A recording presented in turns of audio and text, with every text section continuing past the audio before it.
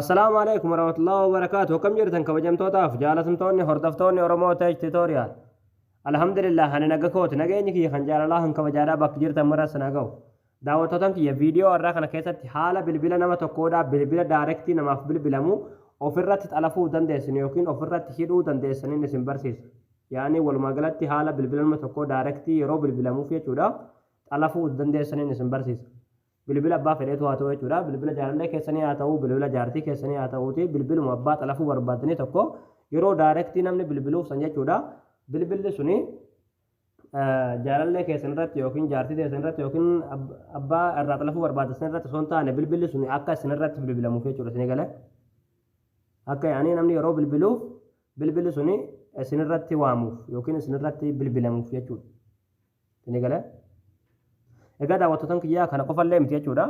Akkasuma yoo bilbilli keessan isin jalaa xalafamellee jechuudha haala itti ofirraa hiikuu dandeessanis isiniin barsiisa jechuudha.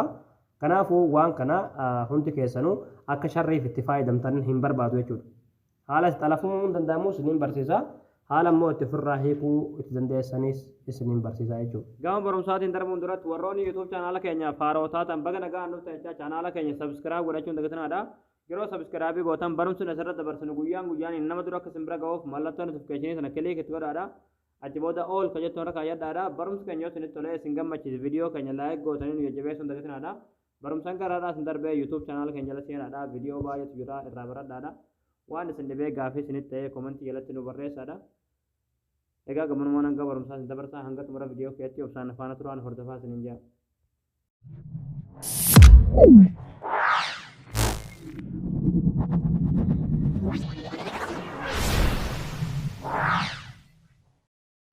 Hayyee daawwattootaan kiyyaa bilbila nama tokkoodhaa xalafuudhaaf jechuudha yeroo daayirektii namni bilbiluuf bilbilli suni akka isin irratti bilbilamuuf jechuudha isin galee walumaa galatti bilbila nama tokkoo xalafuudhaaf jechuudha wanti gochuu qabdan mana bilbilaa abbaa bilbila irraa xalafuu barbaachisan irratti galtanii achi booda najma 20 takkan najma gootanii achi booda lakkoofsa keessan itti guutan isin galee lakkoofsa bilbila keessanii itti guutan.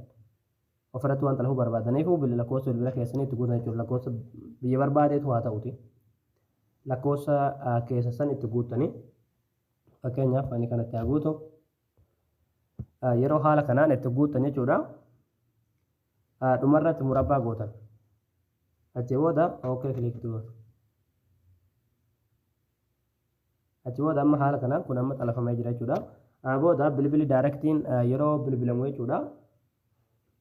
Bilbilli sun anarratti bilbilama jechuudha. Namni sun yeroo namni gartee nama saniif bilbilli suni anarratti waamaa jechuudha. Haala kanaan salphumatti bilbila nama tokko xalafuu dandeessanii jechuudha. Isin galee hayyee daawwattootaan kiyyaa ammallee haalli bilbilli keessan yoo namni biroodhaa ofirratti xalafee jiraate yookiin bilbilli keessan xalafamee jiraate haalli itti beekuu dandeessan ni jira jechuudha. Inni salphaadha jechuudha. Wanti gochuu qabdan jechuudha. Najma murabbaa 20 takka murabbaa gootanii ookee kilik gootan.